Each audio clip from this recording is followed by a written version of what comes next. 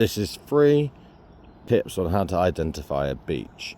Now, tip number 1 is the most obvious: the leaves. Beech have a tendency of holding on to their leaves even throughout winter. Now, obviously they go brown, but they hold their leaves.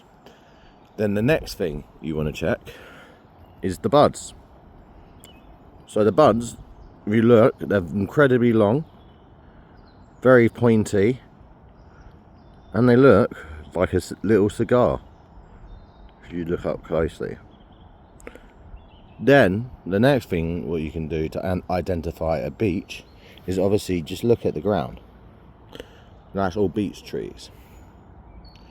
Then the last thing to look at, if you haven't been able to identify it, the last thing to look at is the bark. It's like elephanty, like silvery bark. Look how cool that bark is.